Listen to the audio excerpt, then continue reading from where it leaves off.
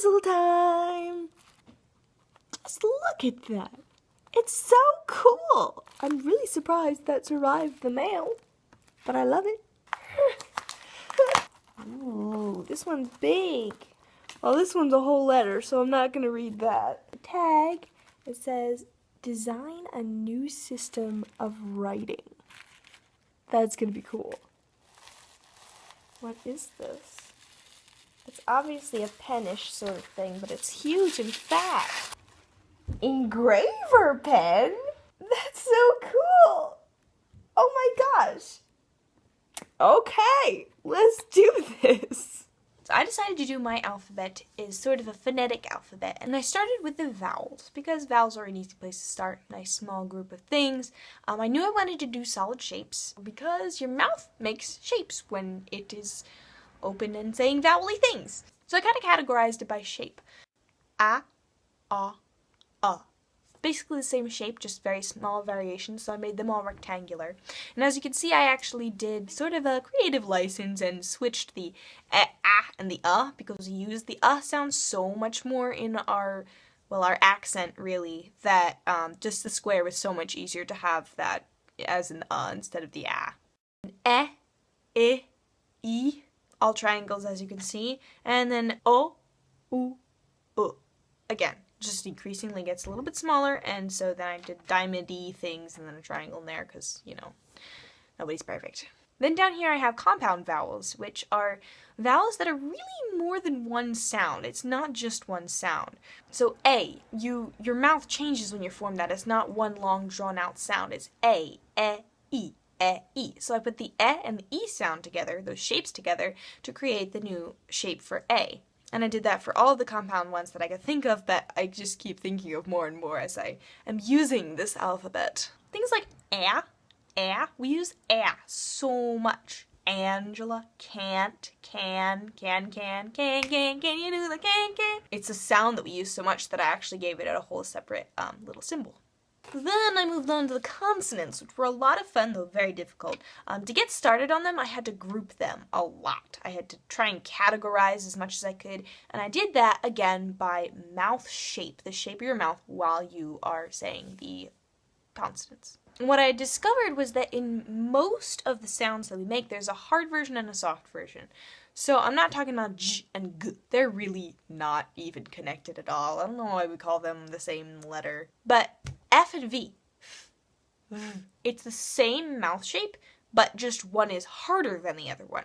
So in order to kind of describe that in my alphabet, I have this one little line in the middle of the symbol. So you'll notice that the hard and soft couples would be almost the same shape, but with the difference of one little line. It's like an accent line. Now you notice on the sheet I have a column of hard sounds and a column of soft sounds, and that's not what I was just talking about as in hard and soft. It's actually a different thing. Soft sounds in the sense that you can sustain them and draw them out like you can do with vowels. You can hold for a long time. You can't hold t for a long time at all. So all of the hard sounds I made really just kind of scratchy and brief, but the soft sounds, they have solid shapes to them too. So like in that sense, they are like the vowels because the vowels are solid shapes. Soft sounds also have partially solid shapes, but are not actually solid shapes because then that would get confusing. The one exception is F because what's a language without exceptions? Now for the practical application and actually writing things. This is the best part. The point of this alphabet is that you mish them together like a little puzzle, and then you make, like, picture words. Allow me to just demonstrate. So suppose you want to write the word yam. Y, a, m. Yam. This is just the symbols for the sounds, though. Perfectly boring, and not actually how you spell the word. The proper spelling of the word is its arrangement. So put the Y sound here, the M sound in there, and the A sound on the end, and boom! A much better yam. Now, here's an important thing to note. Here's the M sound. Here's the M sound in the actual spelling of the word. It is totally flipped upside down. This is the beautiful part of my alphabet. I have made these shapes different enough so that you can flip them and twist them and rotate them and stretch them or stretch them this way or even change angles. And they won't change the meaning of the symbol. It'll be the same symbol because they're all different enough. Now, of course, that's a general rule. There are exceptions, as any language will have, but as a whole, you have total freedom to be able to mish and stretch and do whatever you want with the words. Also, Sam the Yam wants to say hello. So let's address a problem with this alphabet. How do you do homophones? If you have weather and weather, both of them are going to sound like w, e, v, So how do you actually spell these words in my alphabet? Well, it's very, very simple. They just have different arrangements. You do this one this way, and notice how I totally contort the shape of the W, but it's still the same symbol. And then you do the other one this way. One helps you decide what to eat for lunch, the other tells you if it's going to rain.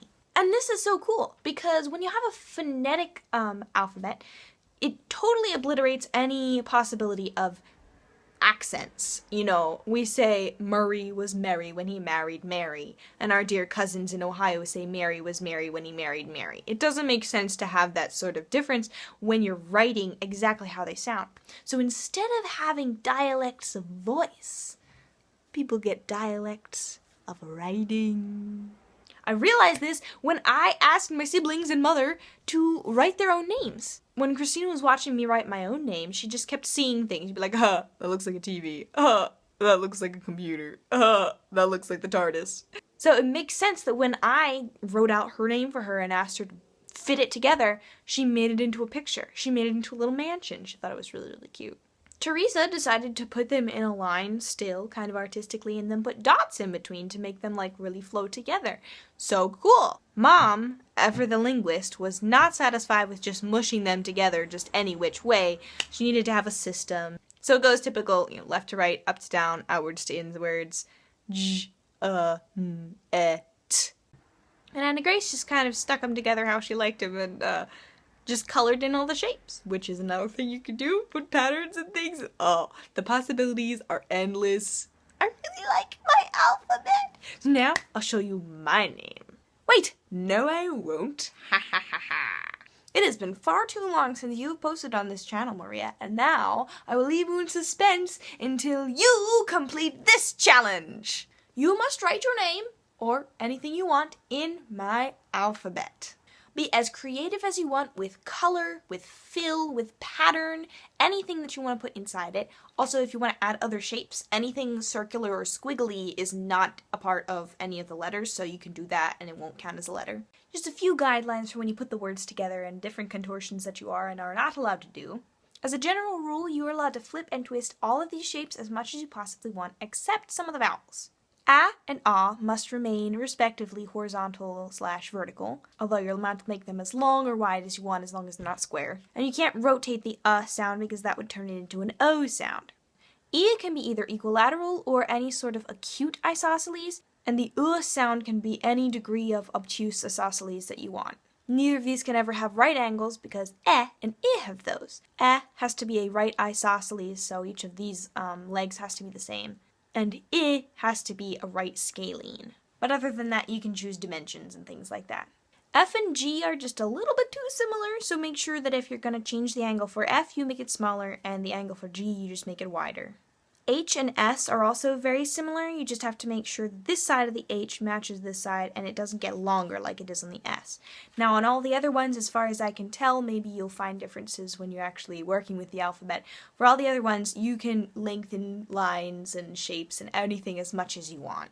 What I have written here is, just a standard ratio, but you're allowed to make things just pretty much however you want. Creativity! So I think that might be it, other than the fact that you cannot make any of the letters actually touch each other, because that can easily turn into a different letter. So just make sure there's some sort of space between them, or if you want to do dots or something weird like that. So I look forward to seeing your finished product, and I will produce mine just as soon as you put your video up first. Alright, see you then, goodbye, and have fun with my alphabet that I had so much fun making for you.